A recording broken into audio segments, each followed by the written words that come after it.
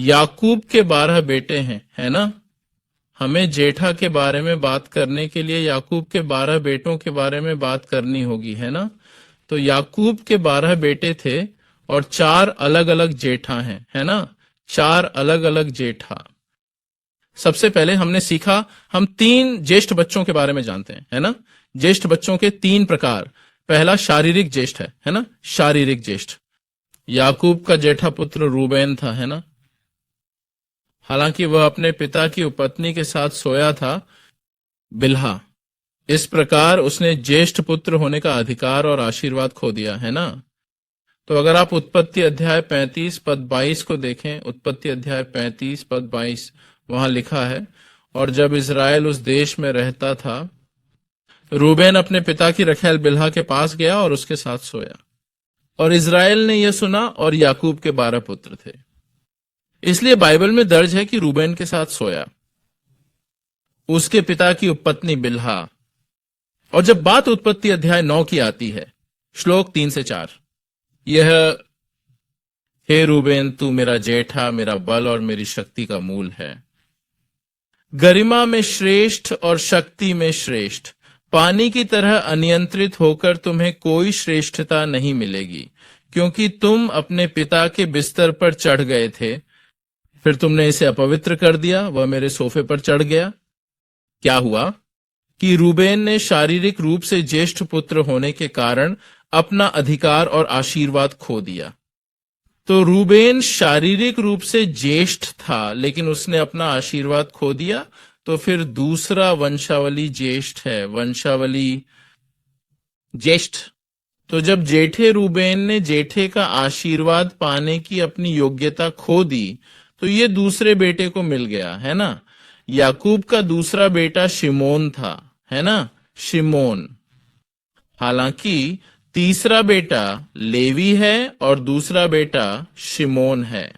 शिमोन और लेवी ने अपनी बहन दीना के साथ दुर्व्यवहार किए जाने पर शेकेम के लोगों से बदला लेने के लिए परमेश्वर के पवित्र समारोह या खतने की रस्म का इस्तेमाल किया, है ना।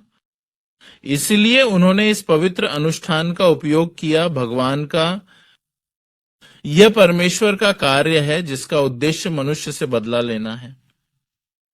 यदि हम उत्पत्ति अध्याय 34 को देखें, उत्पत्ति अध्याय 34 श्लोक 24 से 27, उत्पत्ति अध्याय 34 श्लोक 24 से 27 में लिखा है, और जितने लोग उसके नगर के फाटक से बाहर जाते थे, वे सब हामोर और उसके पुत्र शेकेम की बात मानते थे, और जितने लोग उसके नगर के फाटक से बाहर जाते थे, उन सब का खतना किया जाता था।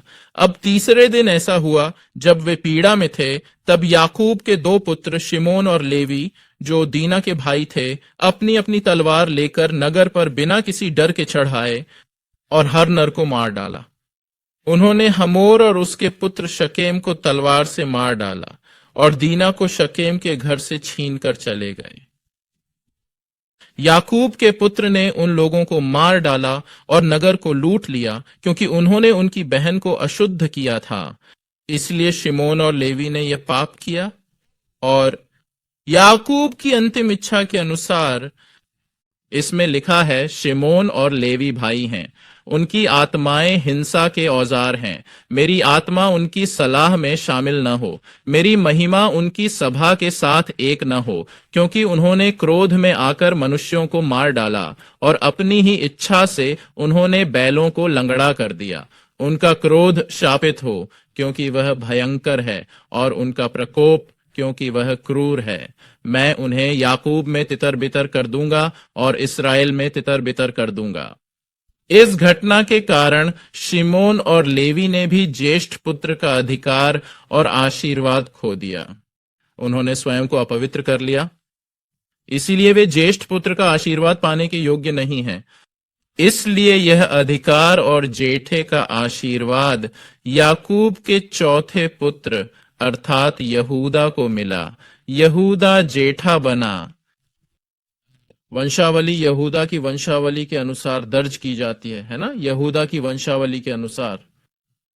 तो यहूदा के संबंध में उत्पत्ति अध्याय 49 श्लोक 8 से 10, उत्पत्ति अध्याय 49 श्लोक 8 से 10। इसमें लिखा है, यहूदा तेरा भाई तेरी स्तुति करेगा, तेरा हाथ तेरे शत्रुओं की गर्दन पर रहेगा, तेरे पिता का पुत्र तुझे दंडवत करेगा। यहूदा सिंह का है धन संपत्ति। मेरे बेटे, तुम शिकार से ऊपर चढ़ गए हो। वह शेर की तरह सोता है और नीचे खिसक जाता है, एक शेर की तरह जो उसे जगाने की हिम्मत करता है। जब तक शीलो न आए तब तक न तो यहूदा से राजदंड छूटेगा और न उसके वंश से शासक की लाठी छूटेगी, और राज्य राज्य के लोग उसके अधीन हो जाएंगे। तो यहूदा याकूब के आखिरी सप्ताह में यहूदा की प्रशंसा उसके भाइयों से ज्यादा की गई है ना, भाइयों से ज्यादा। और इसके परिणाम स्वरूप यहूदा के वंश से राजा है ना, शाही परिवार, राजा डेविस परिवार, सही है, वे यहूदा के वंशज के रूप में आए थे, सही है। और इसके अलावा यीशु मसीह यहूदा के वंश से आया था, ठीक है। मत्ती अध्याय 1 पद 1 से 3, मत्ती अध्याय 1 पद 1 से 3। यीशु मसीह की वंशावली की पुस्तक, दाऊद की संतान, अब्राहम की संतान, अब्राहम से इसहाक पैदा हुआ, और इसहाक से याकूब, और याकूब से यहूदा और उसके भाई। ठीक है, यद्यपि रूबेन जेठा था, यद्यपि दूसरे और तीसरे पुत्र के रूप में शिमोन और लेवी हैं, लेकिन हम जानते हैं कि वे स्वयं को इस आशीर्वाद को प्राप्त करने के योग्य नहीं मानते। इसलिए अंत में चौथे पुत्र यहूदा को उत्तराधिकार और हस्तांतरण के लिए चुना गया, इस वंशावली को बनाए रखने के लिए। सही है, ताकि इसे यीशु मसीह से जोड़ा जा सके। तो तीसरा है आध्यात्मिक जेठा, है ना, आध्यात्मिक जेठा। तो शारीरिक जेठा रूबेन है और वंशावली जेठा यहूदा है, और एक आध्यात्मिक जेठा भी है ना। जैसा कि हमने ऊपर देखा, यह सही है कि यहूदा वंशावली में जेठा बने, और यीशु की वंशावली उसके वंश से होकर गुजरी, है ना। इसके अलावा उनके वंशजों में से महानतम राजा दाऊद उत्पन्न हुए, और राजाओं के राजा यीशु भी उत्पन्न हुए, है ना। हालांकि परमेश्वर ने रूबेन के पतन के बाद यूसुफ को जेठा के रूप में चुना था, सही। इस गुप्त कार्य को प्रथम इतिहास अध्याय 5 श्लोक 1 और 2 में अच्छी तरह से समझाया गया है। प्रथम इतिहास अध्याय 5 श्लोक 1 और 2, मैं इसे आपके लिए पढ़ूंगा। इसमें लिखा है, अब रूबेन के पुत्र इस्राएल के जेठे, क्योंकि वह जेठा था, परंतु क्योंकि उसने अपने पिता की शैया का उल्लंघन किया, इसलिए उसका पहलौठे का अधिकार इस्राएल के पुत्र यूसुफ के पुत्रों को दिया गया। और यद्यपि यहूदा अपने भाइयों पर प्रबल हुआ और उसके वंश से प्रधान उत्पन्न हुआ, तो भी पहलौठे का अधिकार यूसुफ को ही मिला, सही। इसलिए परमेश्वर ने इस शास्त्र के माध्यम से समझाया कि यह सही है, और यह सही है कि यहूदा को यह वंशावली प्राप्त करनी चाहिए और विरासत में मिलनी चाहिए, और इसे जारी रखना चाहिए, सही। उचित वंशावली और धन्य वंशावली की यह यीशु मसीह से जुड़ी होगी। हालांकि रूबेन के पतन के बाद भगवान ने पहले ही चुन लिया था कि जोसेफ आशीर्वाद पाने वाला वही होना चाहिए। मेरा मतलब है, जन्मसिद्ध अधिकार किसके पास होना चाहिए, है ना, ज्येष्ठ पुत्र कौन होना चाहिए। अतः वंशावली ज्येष्ठ पुत्र मानव प्रणाली के अनुसार ज्येष्ठ पुत्र है, समाज की व्यवस्था के अनुसार, है ना। और यह एक आशीर्वाद है ना, वह धन्य है ना। हालांकि आध्यात्मिक ज्येष्ठ का अर्थ परमेश्वर की नजर में है ना। परमेश्वर ने चुना जोसेफ के रूप में इस परिवार का जेठा याकूब, सही। खैर, यह अनुच्छेद आगे यह स्पष्ट नहीं करता कि यूसुफ का आत्मिक ज्येष्ठ पुत्र बनने का क्या अर्थ है या यह कैसे काम करता है। हालांकि मुझे यकीन है कि हमने पहले ही सीख लिया है कि अगर हम बाइबल में खोज करें तो कुछ सुराग मिल सकते हैं जोसेफ के संबंध में आध्यात्मिक रूप से ज्येष्ठ पुत्र होना। सबसे पहले आइए उत्पत्ति अध्याय 48 श्लोक 5 से 6 को देखें। उत्पत्ति अध्याय 48 श्लोक 5 से 6, इसमें लिखा है, और अब तुम्हारे दोनों बेटे जो मिस्र में मेरे आने से पहले तुम्हारे यहां पैदा हुए थे, वे मेरे हैं। एप्रैम और मनश्शे मेरे होंगे। जैसा कि रूबेन ने कहा था, और शिमोन है, परंतु उनके पश्चात जो संतान उत्पन्न हो वह तुम्हारी ही रहेगी, और अपने अपने भाग में अपने भाइयों के नाम से उनका नाम रखा जाएगा। इसीलिए यूसुफ आत्मिक रूप से पहला उठा था। याकूब ने अपनी आखिरी वसीयत में एक अजीब बात का वादा और भविष्यवाणी की थी, है ना? याकूब ने कहा, तेरे दोनों बेटे एप्रैम और मनश्शे मेरे बेटे होंगे, ठीक वैसे ही जैसे रूबेन और शिमोन मेरे बेटे के तौर पर दर्ज होंगे। हालांकि जोसेफ आपके पास बेटा जो तुम्हें अगली बार मिलेगा, है ना, जो बच्चा तुम्हें अगली बार मिलेगा वह तुम्हारा होगा, है ना, लेकिन एप्रैम और मनश्शे मेरे होंगे। यह असामान्य है, लेकिन ऐसा हुआ, है ना? जनजातियों में से एक बन गया, है ना? याकूब के 12 बेटों को इजराइल के 12 गोत्र बनने चाहिए थे, है ना? हालांकि यूसुफ को इन 12 गोत्रों से निकाल दिया गया, और यूसुफ की जगह एप्रैम और मनश्शे के गोत्र भी इसमें शामिल थे, है ना? अतः यूसुफ के स्थान पर 2 पुत्रों एप्रैम और मनश्शे को सम्मिलित कर दिया गया। हालांकि आप सरल गणित तो कर ही सकते हैं, है ना? वे 12 थे, जोसेफ एक को बाहर निकाल लिया गया है, और एप्रैम और मनश्शे 2 जनों को ले जाकर डाल दिया गया। तो कुल मिलाकर कितने? 13 हैं, है ना? 13। अतः इससे 12 बनाने के लिए किसी और को बाहर निकालना होगा। लेवी का गोत्र, है ना, लेवी का गोत्र भी निकाल दिया गया है, और लेवी के गोत्र के विषय में जिसके बारे में हम अगले पेज पे बात करेंगे। लेकिन खैर, एप्रैम के गोत्र और मनश्शे के गोत्र को, ठीक है, याकूब के अन्य पुत्रों की तरह विरासत का एक हिस्सा दिया गया था, है ना? तो अगर हम एप्रैम को एक हिस्सा मानते हैं और मनश्शे को दूसरा हिस्सा, ठीक है, तो अगर हम यूसुफ की विरासत को देखते हैं तो यूसुफ को 2 दुगुने हिस्से मिले, ठीक है, 2 हिस्से। बाइबल में विरासत के 2 हिस्से प्राप्त करना ज्येष्ठ होने का पक्का संकेत है ना? तो परमेश्वर ने किसी तरह इसे बनाया, ठीक है, और फिर हमें बताया कि यूसुफ मेरा ज्येष्ठ पुत्र है जिसे मैंने चुना है, और मेरे मन में, मेरी आंखों में, ठीक है, मेरी योजना में यूसुफ मेरा ज्येष्ठ पुत्र है, ठीक है। यह यूसुफ के गोत्र को मिली विरासत से साबित होता है। हम कह सकते हैं, ठीक है, यूसुफ के गोत्र को मिली विरासत से। एप्रैम और मनश्शे के माध्यम से 2 भाग। एक और बात यह है, जैसा कि मैंने कहा, उत्पत्ति अध्याय 48 की आयत 5 से 6 में याकूब ने कहा, याकूब तुम्हारे दोनों बेटे एप्रैम और मनश्शे वे मेरे होंगे, और यूसुफ तुम्हें वह चाहिए जो बाद में आने वाला है ना, वह जो उनके बाद आने वाला है। हालांकि यदि आप गूगल पर या फिर जोसेफ नाम से पूरी बाइबल में खोज करें, इसके बाद याकूब का 11वां पुत्र यूसुफ हुआ। कोई अन्य यूसुफ नहीं है, या यूसुफ का कोई अन्य पुत्र नहीं है, या कोई अन्य यूसुफ नहीं है, दर्ज या उल्लेखित या संदर्भित नहीं है, जब बात मत्ती अध्याय 1 की 16वीं आयत की आती है। सही? ओ, याकूब का आशीर्वाद थोड़ा अजीब था, है ना? उसने कहा, मैं तुम्हारे 2 बेटों को ले लूंगा, और जो इसके बाद आएगा वह तुम्हारा होगा, है ना? लेकिन फिर बाइबल में इसके बारे में कुछ नहीं लिखा है। अतिरिक्त पुत्र, या फिर यूसुफ का नाम बाइबल के इतिहास से पूरी तरह से गायब हो गया था।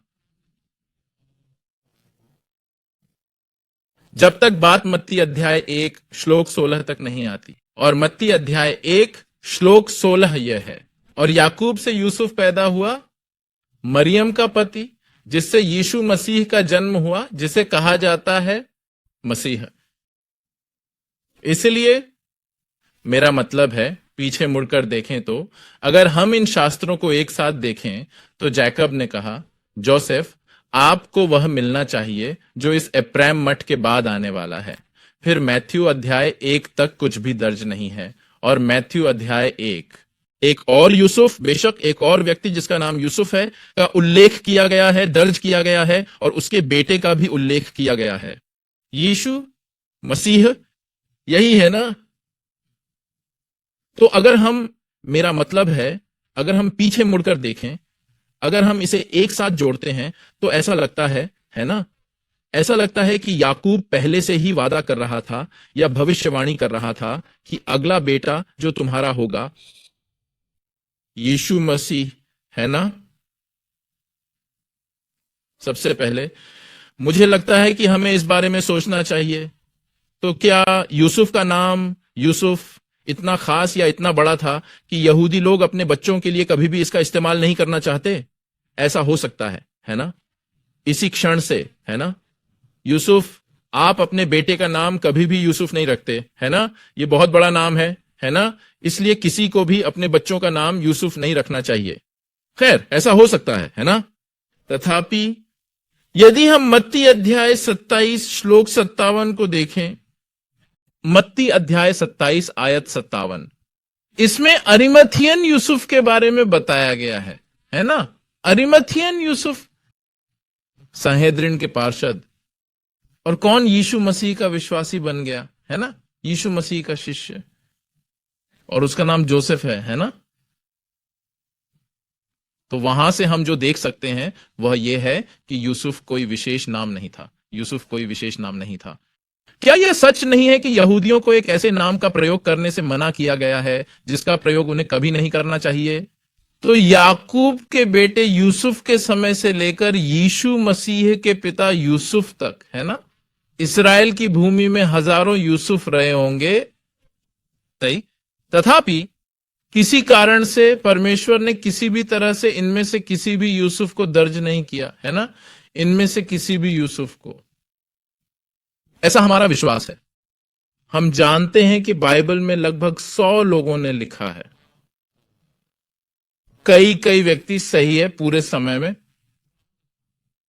लेकिन हम जानते हैं कि हम विश्वास करते हैं कि जिसने सब कुछ नियंत्रित किया, जिसने सब कुछ रचा, जिसने सब कुछ निर्देशित किया, वह स्वयं परमेश्वर पवित्र आत्मा था, है ना। तो परमेश्वर ने किसी तरह, ठीक है, मेरा मानना है कि परमेश्वर ने जानबूझकर इस समय के दौरान यूसुफ के बारे में कुछ भी दर्ज नहीं किया।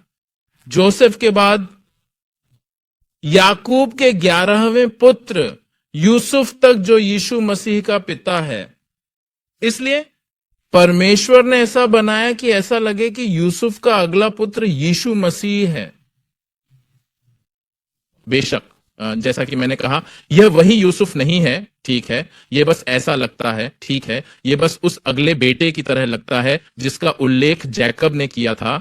सही, यीशु मसीह है, लेकिन हम इसे इस तरह समझ सकते हैं,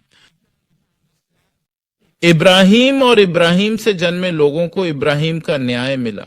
इब्राहिम का न्याय प्राप्त करने के बाद इजरायली कैनोन की भूमि पर लौट आएंगे। अब्राहम पहली पीढ़ी थे, इसहाक दूसरी पीढ़ी थे, जैकब तीसरी पीढ़ी थे, और जोसेफ चौथी पीढ़ी थे, और जोसेफ के माध्यम से उन्हें कैनोन की परिभाषा प्राप्त हुई। आज मैं यह बताने में असमर्थ हूं कि मुझे न्याय कैसे मिला, क्योंकि हम पहले से ही जानते हैं, लेकिन कैनन की परिभाषा हमें जोसेफ के माध्यम से प्राप्त हुई, पूरा हुआ, है ना। तो जब मशाल की वाचा पूरी हो जाएगी तो अगला व्यक्ति कौन होगा या अगला प्राणी कौन होगा जिससे हमारा सामना होगा? वह यीशु मसीह है ना। अब्राहम, इसहाक, मेरा मतलब है अब्राहम के विश्वास के माध्यम से, इसहाक के माध्यम से, आप जानते हैं आज्ञाकारिता के माध्यम से, और याकूब के माध्यम से, और यूसुफ के माध्यम से, अगर हम परमेश्वर की वाचा को पूरा करने वाले बन जाते हैं, अगर हम मशाल के बारे में परमेश्वर की वाचा को पूरा करने वाले बन जाते हैं, अगर हमने पूरा किया और अगर परमेश्वर की वाचा पूरी हो जाती है तो ठीक है, तो हम किसे देख पाएंगे, हम किससे मिल पाएंगे?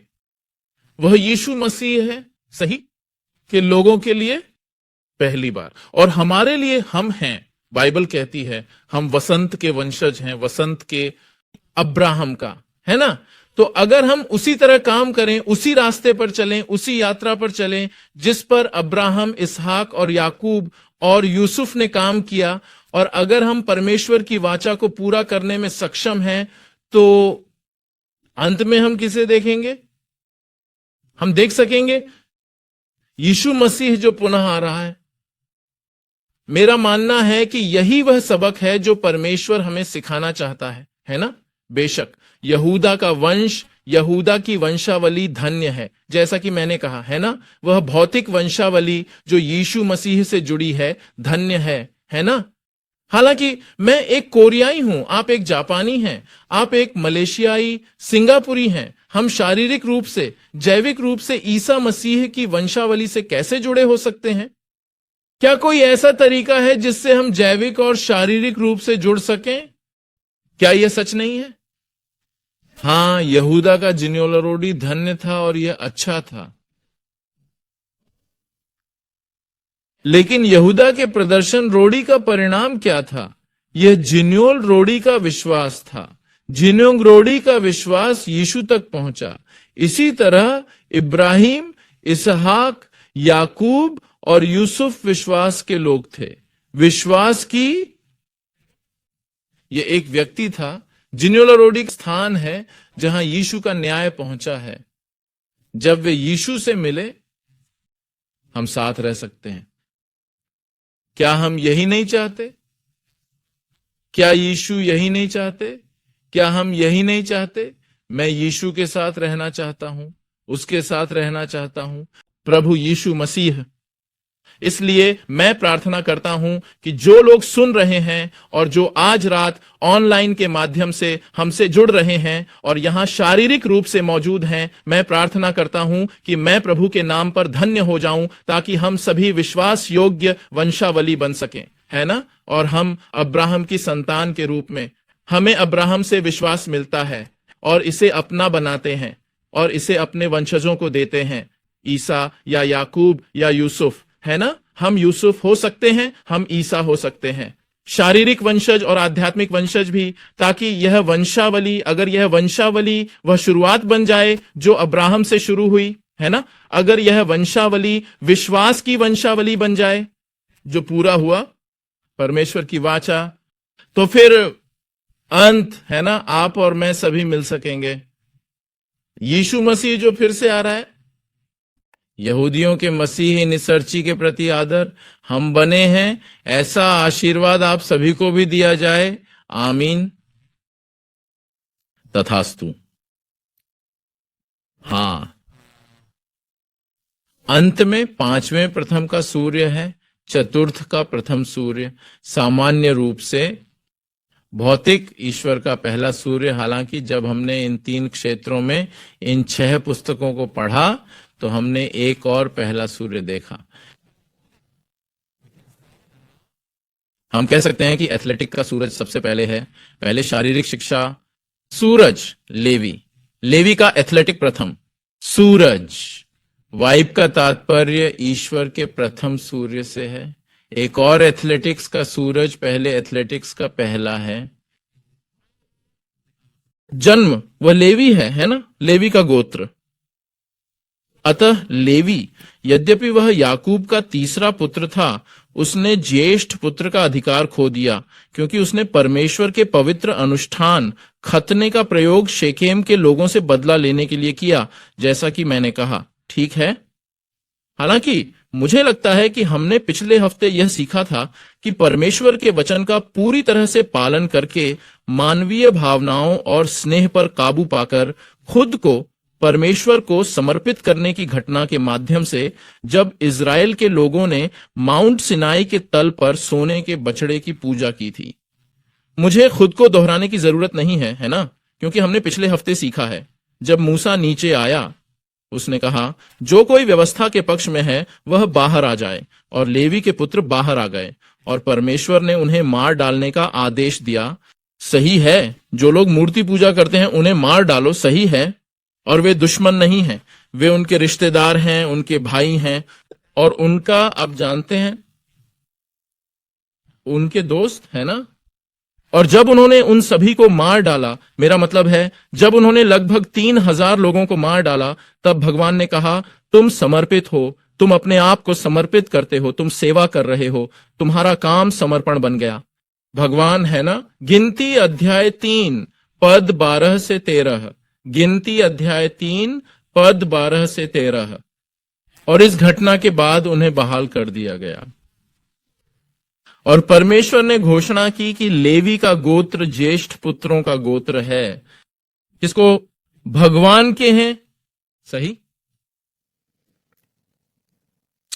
गिनती अध्याय 3 आयत 12 से 13 में लिखा है, अब देखो, मैंने इज़राइल के पुत्रों में से हर एक जेठे के बदले में लेवियों को ले लिया है। इस्राएल के पुत्रों में से जो जेठा है वही मेरा है, इसलिए लेवीय मेरे होंगे, क्योंकि सभी जेठे मेरे हैं। जिस दिन मैंने मिस्र देश के सभी पहलौठों को मारा था, उसी दिन मैं इस्राएल के सभी पहलौठों को मनुष्य से लेकर पशु तक अपने लिए पवित्र ठहराता हूं। वे मेरे होंगे, मैं ही हूं प्रभु। सही। तो परमेश्वर ने कहा कि जब वे मिस्र से बाहर आए तो सभी ज्येष्ठ पुत्र पवित्र हो गए, है ना। और ये सभी ज्येष्ठ पुत्र अब मिस्र के हैं, स्वयं भगवान। और इस समर्पण के माध्यम से लेवी के गोत्र को परमेश्वर का ज्येष्ठ पुत्र बनने का आशीर्वाद प्राप्त हुआ। जैसा कि मैंने कहा, याकूब के 12 पुत्र थे, और जब एप्रैम और मनश्शे को शामिल किया गया, यूसुफ और लेवी को बाहर निकाला गया। यूसुफ क्योंकि वह एक ही समय में एप्रैम और मनश्शे का प्रतिनिधित्व करता है, लेकिन लेवी क्यों? क्योंकि इसके अनुसार लेवी नहीं है, एक मानवीय अब और नहीं, है ना। लेवी के गोत्र, इस क्षण से परमेश्वर ने कहा, तुम मेरे हो और तुम मेरे गोत्र हो। सही। पिछले सप्ताह मैंने कहा था कि लेवी जनजाति को कोई विरासत नहीं मिली, है ना, कोई विरासत।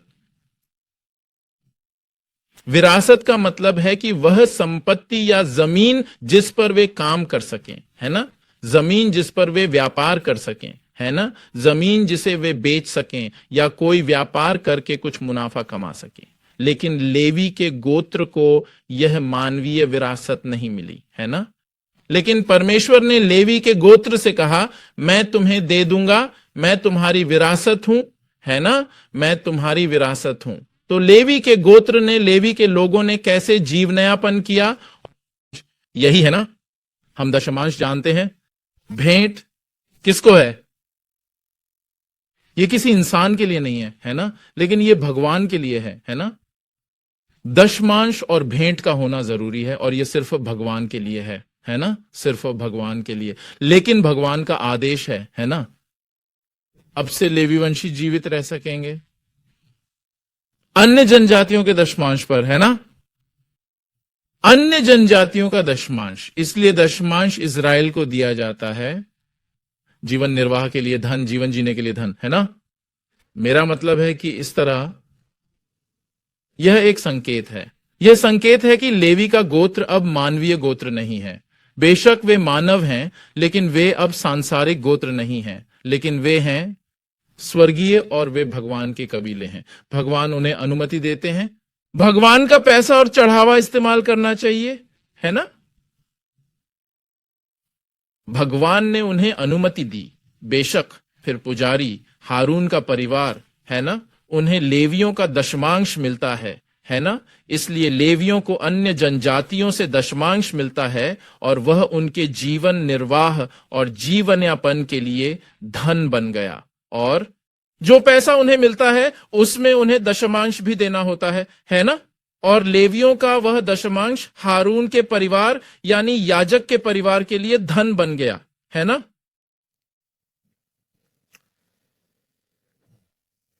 तो ये जेठा जनजाति, लेवी जनजाति सही है। हम कह सकते हैं कि वे मंदिर के कार्यकर्ता हैं, सही है, वे मंदिर के कार्यकर्ता हैं। वे परमेश्वर के चुने हुए लोग हैं, वे परमेश्वर के ज्येष्ठ पुत्र हैं। इसका मतलब क्या है?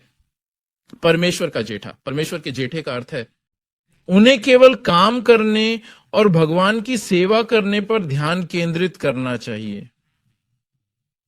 यही है ना। लेवी वह व्यक्ति है जो संभोग का काम करता है, अर्थात परमेश्वर के पहले लोग वे हैं जो संभोग के लिए काम करते हैं और सेवा करते हैं। और संभोग के लिए ये लोग, दोस्तों, क्या आप ऐसे व्यक्ति हैं जो सेक्स के लिए काम करता है और परोसता है? तो फिर आप सबसे पहले भगवान हैं। यही है ना। संभोग के लिए कार्य करना और सेवा करना ईश्वर का प्रथम प्रमाण है। परमेश्वर के ज्येष्ठ पुत्र के रूप में माना जाएगा। यही है ना। लेवियों को परमेश्वर के ज्येष्ठ पुत्र के रूप में चुना जाता है और उन्हें परमेश्वर के लिए काम करने और सेवा करने के लिए नियुक्त किया जाता है। मेरे प्यारे भाई और बहनों, हम चाहते हैं हमारे परमेश्वर के ज्येष्ठ पुत्र की, है ना। क्या आप यीशु मसीह के जेठे अर्थात हमारे पिता परमेश्वर के जेठे बनना चाहते हैं? आमीन। हाँ, हम करते हैं, है ना। और यदि हम हैं और यदि हम विश्वास करते हैं कि हम परमेश्वर के ज्येष्ठ पुत्र हैं, हमारे पिता के ज्येष्ठ पुत्र हैं, तो हमें कलीसिया में काम करना चाहिए और सेवा करनी चाहिए। तो कृपया इस अवसर की उपेक्षा न करें। सही, चाहे आप इसे अच्छी तरह से कर सकें या नहीं कर सकते, इससे कोई फर्क नहीं पड़ता, है ना। बस आओ और साथ मिलकर सेवा करो। आइए हम मिलकर परमेश्वर के लिए काम करें, है ना, ताकि परमेश्वर तुम्हें देख सके, परमेश्वर तुम्हारा और मेरा सम्मान कर सके अपने ज्येष्ठ पुत्र के रूप में। और उसका ज्येष्ठ पुत्र बनकर मैं प्रार्थना करता हूं कि आपको और मुझे यीशु मसीह से मिलने और उनका साक्षात्कार करने का आशीर्वाद मिले जो पुनः आ रहे हैं। आमीन। तथास्तु। अंत में आज का निष्कर्ष यह है कि लेवियों को किस प्रकार के कर्तव्य करने चाहिए। किस तरह के कर्तव्य? तो हमें चर्च में परमेश्वर के लिए काम करना चाहिए और सेवा करनी चाहिए, है ना। तो किस तरह के कर्तव्य? मुझे लगता है कि मेरे पास हैं।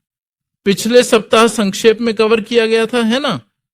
लेकिन आज मैं ये भी चाहता हूं थोड़ी बात करें। गिनती अध्याय 8 श्लोक 19। गिनती अध्याय 8 श्लोक 19। और मैंने इज़राइल के पुत्रों में से हारून और उसके पुत्रों को भेंट के रूप में लेवियों को दिया है, ताकि वे मिलाप वाले तंबू में इज़राइल के पुत्रों की सेवा करें और इज़राइल के पुत्रों की ओर से प्रायश्चित करें। वहां इस्राएलियों के पवित्र स्थान के निकट आने से उन पर कोई विपत्ति ना आए। तो हमारे पास, मेरा मतलब है, मैंने पिछले सप्ताह कहा था कि लेवी के पास ये दोहरे कर्तव्य हैं, है ना। दोहरे कर्तव्य। पहला है सभा के तंबू की देखभाल करना, है ना, चर्च की देखभाल करना, मंदिर की देखभाल करना, है ना। इसीलिए आज मैं कह सकता हूं कि इसे संरक्षित करना है। परमेश्वर की पवित्रता और महिमा, परमेश्वर की पवित्रता और महिमा। लेवी का जीवन परमेश्वर की पवित्रता और महिमा को बनाए रखने वाला जीवन होना चाहिए। यही चर्च की देखभाल करने की परिभाषा है। हाँ, जब हम चर्च आते हैं तो वहां कुछ कचरा होता है, आप जानते हैं, कुछ कचरा होता है। आप उन्हें मिटा सकते हैं, हम उन्हें साफ कर सकते हैं, है ना। ये भी चर्च की देखभाल करना है ना। ऐसा करने से हम क्या करने जा रहे हैं, हम क्या हासिल करने की कोशिश कर रहे हैं, इसका सही मतलब क्या है? यानी परमेश्वर की पवित्रता और महिमा को बनाए रखना, है ना। परमेश्वर की पवित्रता और महिमा। तो अगर हम आज लेवी हैं, अगर हम आज परमेश्वर के ज्येष्ठ पुत्र हैं, तो हमारा जीवन परमेश्वर का जीवन होना चाहिए, है ना। हमें परमेश्वर की पवित्रता और परमेश्वर के राज्य को सुरक्षित रखने के लिए अपना जीवन व्यतीत करना चाहिए। वैभव, सही। यदि आप प्रथम कुरिन्थियों अध्याय 10 पद 31 को देखें तो वहां लिखा है, चाहे तुम खाओ, चाहे पियो, चाहे जो कुछ करो, सब कुछ परमेश्वर की महिमा के लिए करो। यही है ना। बेशक हमें अच्छी तरह से अध्यक्षता करनी है, हमें अच्छा गाना है, हमें अच्छी तरह से सेवा करनी है, हालांकि मैं यह कह रहा हूं कि क्या हम अपने जीवन को महिमा की ओर ले जा रहे हैं, है ना? क्या हम अपना जीवन परमेश्वर की महिमा के लिए जी रहे हैं? यदि हम ऐसा करते हैं तो मेरा मानना है कि हम आज सचमुच परमेश्वर के ज्येष्ठ पुत्र हैं। लेकिन भले ही हम चर्च में ये सब कर रहे हो और भले ही हम बहुत सारी चीजें कर रहे हो, लेकिन अगर हमारा जीवन सही नहीं है परमेश्वर को महिमा दिलाने के लिए, तो फिर हमें फिर से सोचना होगा, है ना, परमेश्वर हमसे किस तरह का जीवन जीना चाहता है। तो मेरे प्यारे भाइयों और बहनों, अगर हम, मेरा मतलब है, हाँ, हम परमेश्वर के लेवी और परमेश्वर के कार्यकर्ता हैं, है ना, परमेश्वर के ज्येष्ठ पुत्र, तो आइए हम जीवन जिए, आइए हम परमेश्वर की महिमा के लिए जिए और अपने पिता परमेश्वर की महिमा के लिए जिए। तथास्तु ये दिलचस्प है वास्तव में।